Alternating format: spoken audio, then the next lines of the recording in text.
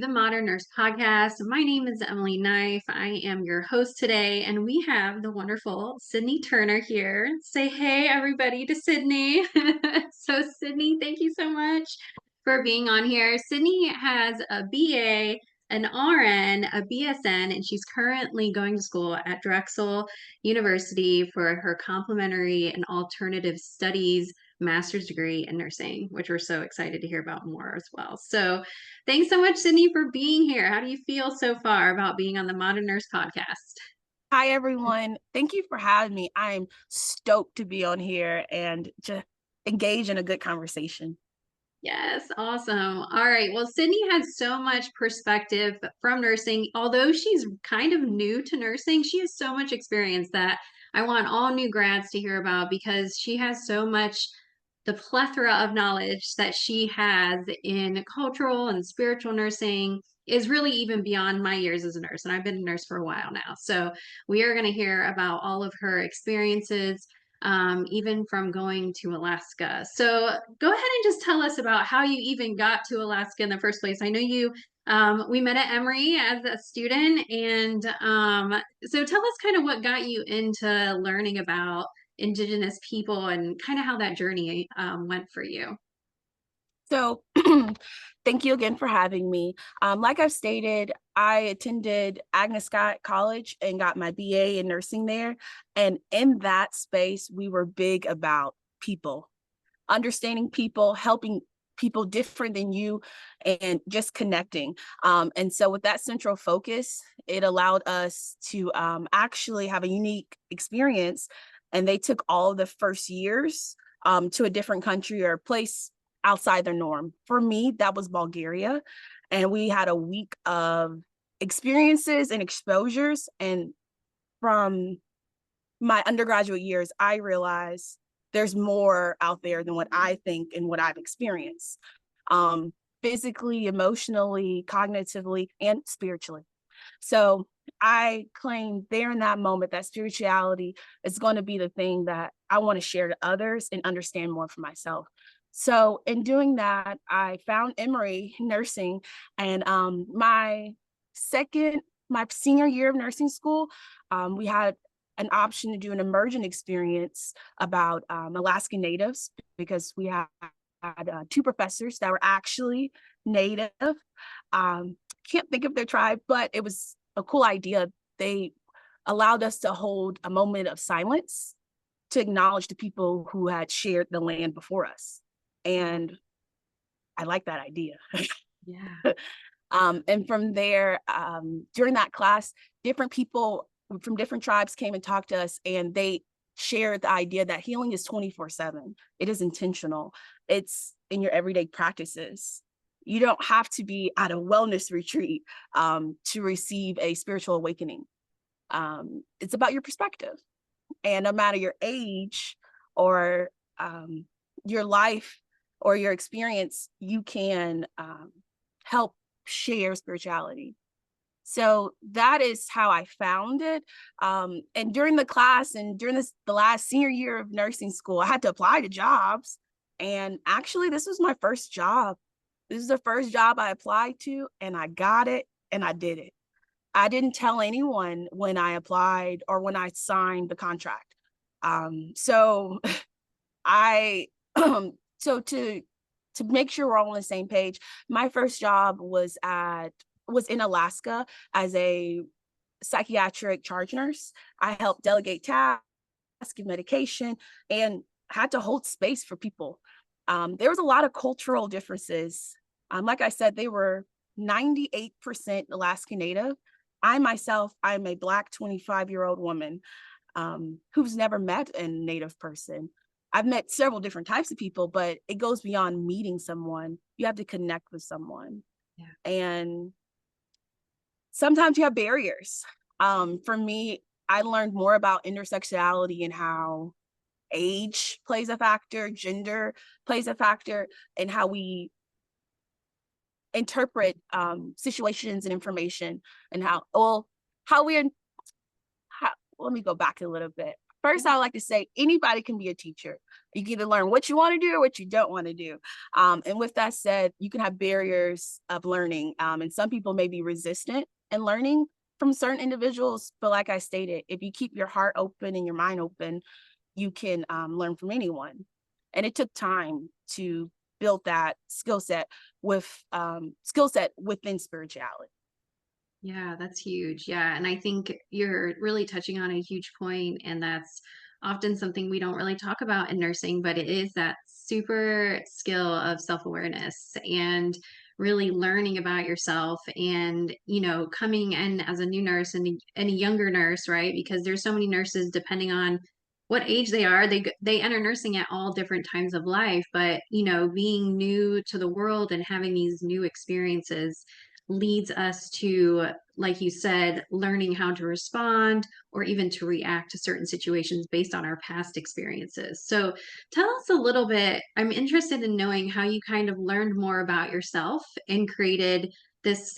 I love you said the heart, like the spiritual aspect, and really opening your heart to these other people and holding space for them. How and what were some practices or things you did to create a more harmonious self-awareness, like through your heart center, I guess, is what I'm saying. Great. That's a great question. Sure. So first things first, I like to simplify to say I had to date myself. I had to learn myself and love myself. Um, I had to learn to find a deep sense of self-love. So first I did that by doing value clarification exercises, feeling like figuring out what is important to me, why is it important to me, and what am I willing to scream out to the end of my days. Yeah. I'm willing to scream out that you should always strive to be a better version of yourself, that you should look first the man in the mirror. There's a reason why Michael Jackson came up with that Right. song. It's such a He's good song. onto something. Such And a good song. again, that song came out, what, 10 years ago? And it's still relevant. People of all different ages and times have, sorry about the plane, I'm outside.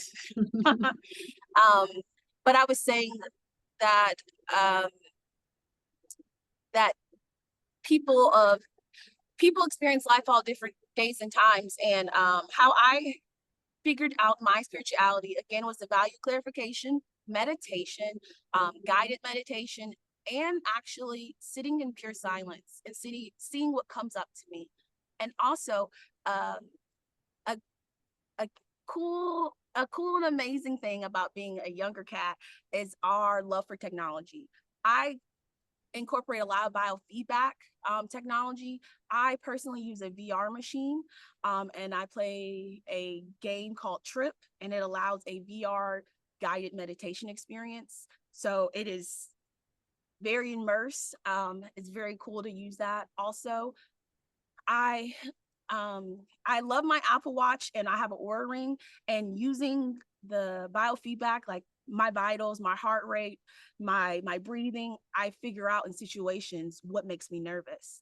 When am I getting anxious? When am I getting quiet? Just observing myself like I'm dating myself. Because I feel like when we're dating, we have that eye. We are looking for things, we're trying to see, we're measuring its progress, we're evaluating how it goes, we're using that nursing process. And well, to a degree, because you're dating Right. in the analogy, but you have to use that, you have to use a process. Yeah. So again, the value clarifications, meditation, technology, and a lot of reading. A couple of my favorite books will always be the Four Agreements. It's the philosophy of life. Those four agreements include don't take things personal, because you'll learn that people have their own lives going on, and we're all trying to be our best versions.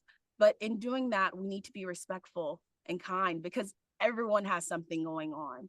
And the same way you want that understanding, you have to give that understanding. And the book lays a solid foundation for people who are walking into their spirituality path. Also, another amazing book is the Ikigai. It's a Japanese principle. It layers a couple things. Well, it's the combination of doing what you love, doing what the world needs, doing what you can get paid for, and doing what gives you purpose, essentially. And all those things wrapped in one, doing what you love, doing what you enjoy, and doing something that the world needs, something you get paid for. That is spirituality in a way, because if you're living in your purpose, your assignment, your mission, and you're upholding your values, you are helping. And we have to live out here. So you have to be able to take care of yourself, and so you have to have something that gives you financial gain as well. The goal in life is to get one thing that encompasses all, but if you can, try to strategically plan it. Funny enough, when I did a leadership retreat, I forgot where, this I forgot her name, but she showed us how to make a calendar. I know you're thinking everyone knows how to make a calendar. You put some numbers in a box and you write what you have to do, but there's more to it. She said, write down what you absolutely need. What do you need? And for me, I needed time alone. I'm an introvert and I need to recharge. So I needed at least 2 hours throughout the day. I realized that it doesn't all have to be at once, but I need moments to myself.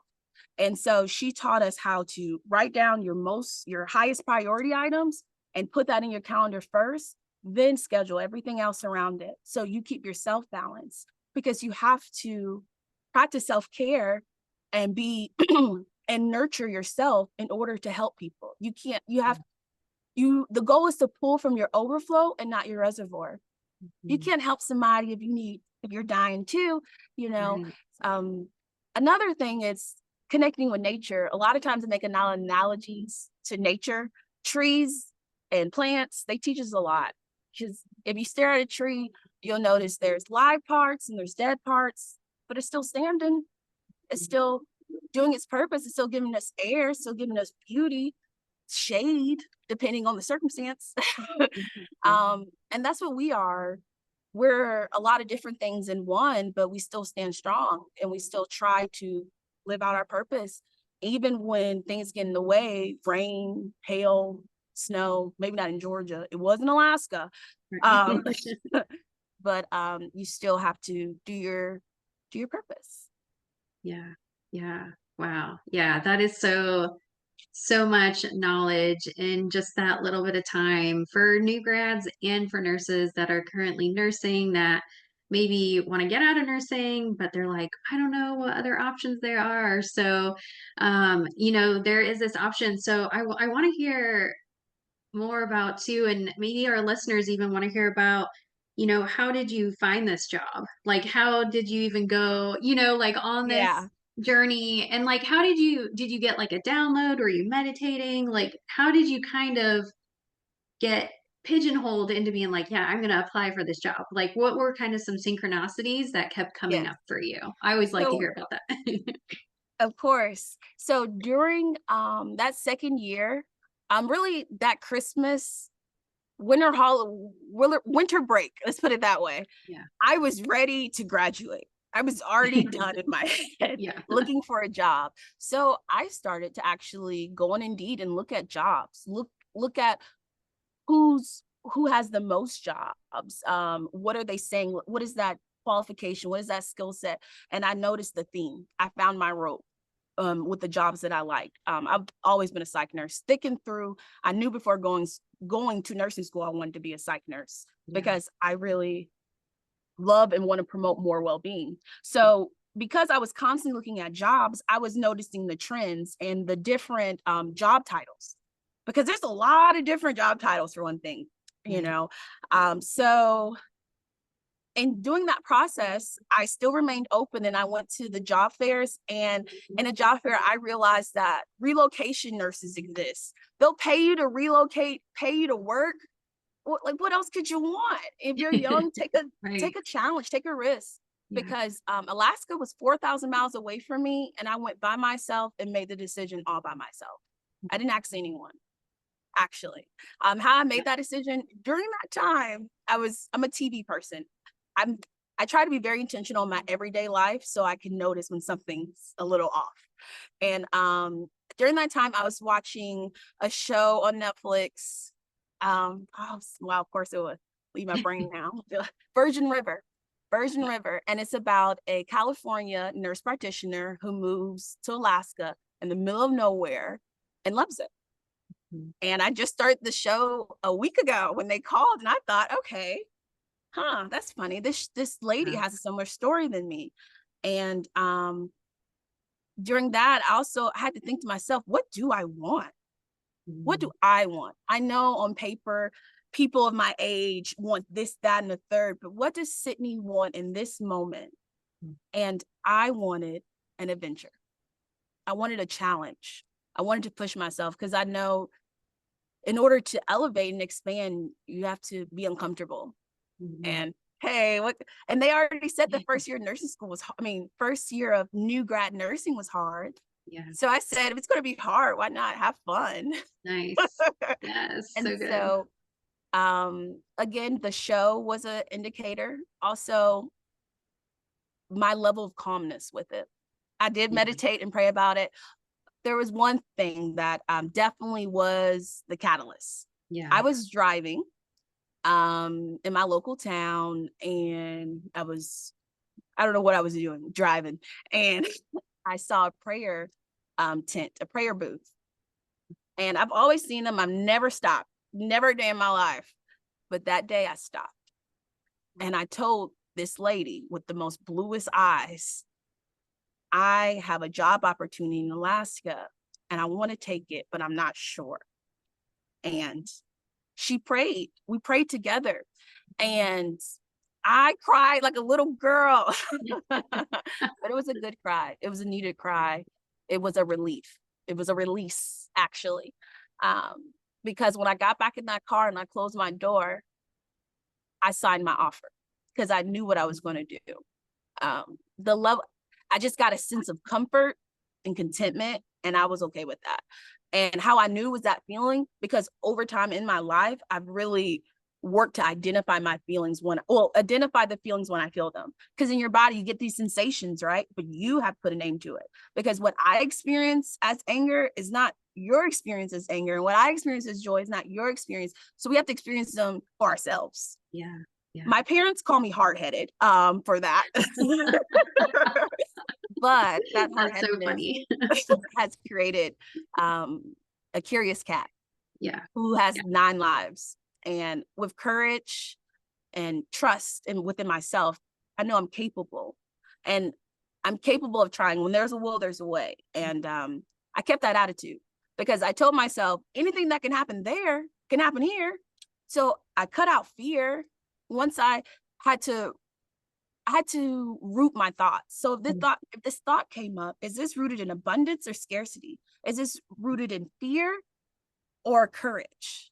You know? And so in that thinking, in that thinking, I came to my decision. And like I said, I didn't talk to others. Well, I didn't talk to my support system. I talked to Yeah. strangers about it because Yeah. I didn't want them to influence me because I know how I was teeter-tottering. I Yeah. was going back and forth too much. And if Yeah. somebody said something, I would just believe them instead of believing myself. Yeah. And I always want to make the decision for myself and then come to somebody and then see how they respond. Well, let me say it this way. I always like to make the decision for myself. So that way I'm accountable, I'm responsible because it's my life. You Right. know, you only have one to live. And if I make a mistake, I'll learn from it. So is it a mistake or is it a lesson? So Right. Yeah. what bad could it be? My mom did say this, and it's her best quote. I love it. The worst thing they can say is no. So do it anyway. Yes. You know, and Yes. that's Yeah. my philosophy. Yeah. That's amazing. And I think your mom is totally right. And every nurse, every new grad needs to hear that because, and you might get 100 no's before you get a yes. Like Definitely. even especially in applying for jobs, like the job market is crazy and it's always been crazy, but it's you can't get so low on those no's. Just take it as like redirection is protection, and this is Yes. right, this is what I'm going to go do now. And yeah, so I think the spiritual aspect you have within nursing comes from a lot of self-awareness that Yes. you've acquired through your experiences. So what were some of the things in Alaska that you kind of maybe that you kind of butted heads against, or, traditions that you're not used to? What are some things in kind of the nursing realm? Well, I'm trying to figure out how to kind of ask the question. I guess, like, what were some things that you saw as a nurse, um, that kind of left you a little baffled, or even kind of questioned your own values and morals? Did you encounter kind of some of those things in Alaska? Yes, there was Yeah. definitely some nuances. So it was a psych facility. I was a charge nurse over 7 facilities. Oh, wow. One of them being developmental disabilities, 2 of them psychosis, young adult males, and then older, like 40 plus older, or like, Yeah. let me not do that. Geriatrics, Yeah. geriatric section for psychosis. And then we had a child substance misuse and behavioral facility, and that was 6 through 17. And then we had a sobering center, and that one was very interesting for me. So substance misuse and alcohol use disorder is the #1 diagnosis out there. Okay. um Learning from, well, when we first I like to say, when we first got to Alaska in orientation, we had about a 3-4 hour cultural lesson, and after that they gave us an option to have an additional 6-hour lesson, because it's that much information to unpack, Yeah. because it's their culture is how they think, it's how they interact, it's how they do things. So getting back to the nursing, so they it's culturally they don't like people to look them in their eyes, eye contact. Okay. So when I heard that, I didn't know how to apply that, because Mhm. I'm a person, I like to look at you in your eyes. I want you to know I'm talking to you. I want you to know you're included, and Yeah. it's an inclusive welcoming space, Yeah. because in my experiences I'm taught eye contact, energy, these things are positive. In that space it was negative. They Right. were calmer nature. So I had to figure out a way to show my personality without being disrespectful. So how did I do that? I met them where they are. I actually talked to them and figured out individually, like, how's life? How do you see it? Right. Trying to learn their point of view. And in building that empathy, it helped me understand why and what is going on. And with a better understanding, I was able to trial and error different things. So back to the sobering center. So, like, going back to the alcohol misuse. So when someone is walking around intoxicated, they're taken to the sobering center um to detox, so to say, but it's not necessarily to just sleep it off, Yeah. because they try to help and more focused on rehabilitation, and they're very big on holistic practices. So they had nursing procedures that were unlike what we use in the Western practice here, because, for example, their seclusion room was a seclusion area. It was, the door did not lock, and Yeah. they had um multiple rooms in it and allowed them to go in and out. But so they said the purpose of a seclusion space instead of a room um was to help them not feel like an animal. So they're really big about not feeling like caged animals or walking zombies, because they thought of, so my experience was very unique. They had a Yeah. lot Yeah. of things that when I researched were not like others, but in that experience, I had the privilege of going to a conference and meeting other people who work in Alaska who were not in such a remote location. So I do want to say that I was in a remote rural location. It was 400 miles away from Anchorage, and you can only fly into Wow. this area, Bethel of Alaska. But when I did go to Anchorage for a bigger conference, I learned that they're really big about integrative practices. So they actually encourage a lot of holistic ways, a lot of innovative ways, so to say. Nice. So I noticed with Native population, it's kind of split. Some people are okay with medication from our pharmacy, and other people are totally against it. And they use the things of their environment. The grass, they had a thing called tundra tea. It Mm. so healthy, so healthy. It was very earthy. Wow. But it was healthy. Yeah, I say earthy because it's just an acquired taste, but yeah, I knew the benefit, and so I drank it. But so nursing practices, I just had to be okay. I had to be open learning different because it was completely different than my textbook and completely different than my nursing clinicals. yeah. So I couldn't just go in and do it my way. I had to assess and kind of see, and then combine my way and their way. So I didn't lose myself, because a lot of them do not speak English as their first language. So you have a language barrier, and then also education. Native people, I've met the most smartest people ever. They can build a house, and they could do a fire, can build a fire in snow and things out of your Wow. mind. For an example, we had a natural disaster, and people left work to go help, to go back to their homes and help. One Yeah. of the people that I work with had to kayak to her house to like clean up the water near her steps, and then went back to work. The level Wow. of resilience is Yeah. profound and is normalized. Hmm. It's so being able to respond to their type of challenges, because what they find as a challenge is different than what I found as a challenge. A lot of the places didn't have running water. Pretty much, and the last stat we got was 80%. Well, no, not 80. I'm sorry about that. Like around 70% of people in my area of Bethel, Alaska, were homeless. And I know Wow. you're thinking homelessness in Alaska. Yes, it does exist, and it's actually a lot higher. And so the hospital opened the doors that night, and so it was interesting navigating that, because when you come into work, everybody's sleeping, and so you have to be quiet. Um, but nursing aspects is just how they think and how to respond with coworkers who are taught completely different. So they have people who, a lot of the people who work there are Native themselves, or people from the lower 48. And they, people who are Native make the bulk of it. And pe- true Native people bring their culture to the job.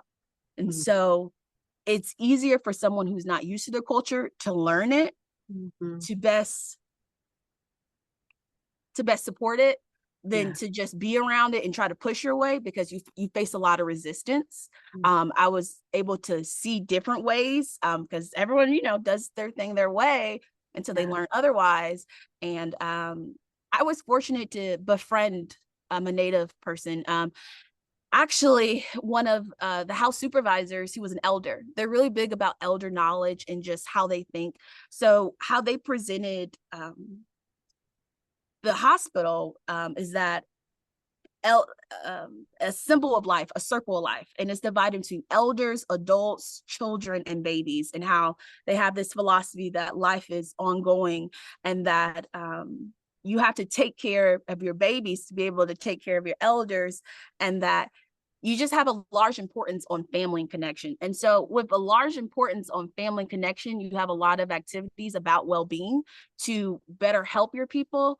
And so you had to be open to different. And so back to nursing, to not get away from the question too far, open to being wrong and be okay being wrong, because we're all very smart individuals and we're often right.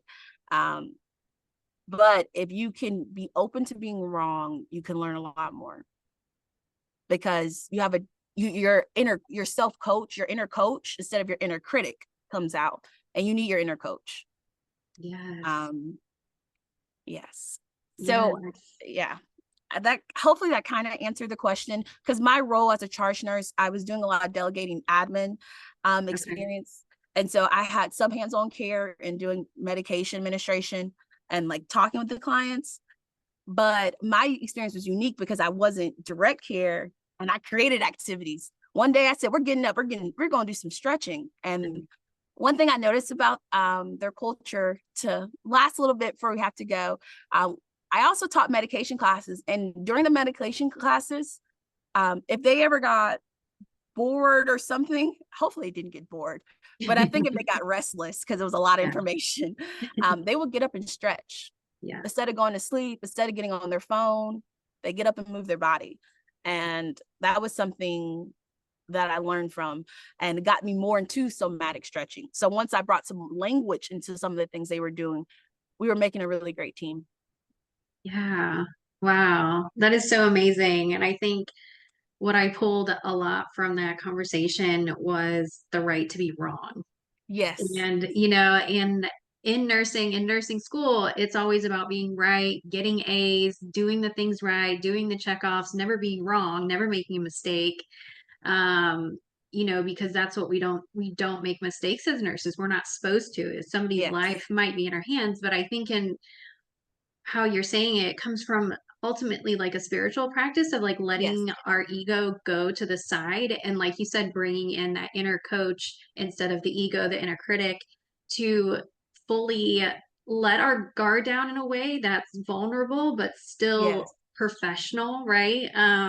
It really brought me back to a time where I did home health with wonderful Somalian people in Columbus, Ohio. And like you said, kind of trying to push your way into a culture is not usually helpful, but being Mm-hmm. immersed in it. So, like, you are immersed in the culture of natives, and I was immersed in the culture of Somalian because I worked for a Somalian home health company. So, like, I had to learn the language of Yes. Somalian, or like, it's like being at the nail You got to salon meet and them where being they like, are. yeah, Mm-hmm. it's like, what are they saying at me at the nail salon? Like, I have no idea, right? And Mm-hmm. so I learned their language, and like you very similarly made education by pointing at like printouts with the body parts in the Somalian language, right? So you know, a big part, like you're saying, with various cultures is letting your guard down, being okay with being wrong and making it a learning experience, because that's how we just become so much more enriched with other people and humanity in its existence, right? Like we have so many cool things to bring to the table as individuals. Um, and that's what I love about nursing too, is there's there's really never a boring patient per se. Like there's so much more you can learn about people by just asking, you know, open-ended questions or even learning their language. Like you were saying, within regards to the natives, you really learned and understood, start to understand their culture and their language as well. So it looks like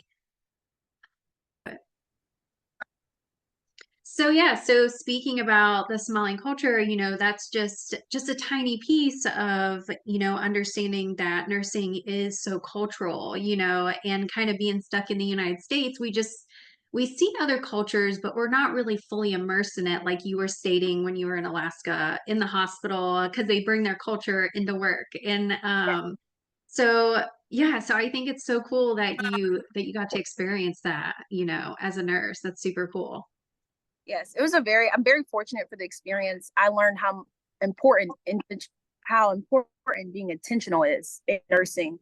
When you're giving exercises, think about what they shared with you and help them with that, and giving appropriate resources. If they're a child and they're have issues of anxiety, maybe VR guided meditation is the way to start them, to get into the practice and then slowly progress. And so again, meeting people where they are goes beyond the words. Being intentional with your exercises, and understanding it's a learning process. You may get things quickly, but other people get things differently. People think differently. There's so many neurodivergent people out there, and hold space for them. Hold space for something you've never heard of. Because like I've said, I'm a new grad nurse and I have a perspective, and I know and I believe in mine, and I'm willing to stand on it, even if I'm standing alone. But I know I'm not. But the point is, you have to stand on your truth, because that's the only safe ground to stand on. So being intentional, and being resourceful, and being a good listening ear, and not always having something to respond, you know. And sometimes if you don't know what to say, I'm not sure what to say. but I hope you figure it out. That's better than a forced response, and be honest with yourself. So that was my last little tidbit. You have to meet them where they are. You have to point body parts and also learn them to be able to better give interventions. It makes your job easier, actually, because you can be proactive instead of reactive. Yes, I love that. Yes, so much juicy goodness and knowledge coming from Sydney Turner. And I'm so excited to see what you do going beyond nursing and the box of nursing, which we're so oftentimes put in as new grads or as nurses in general. So I'm excited to see you soar and see what you do beyond here.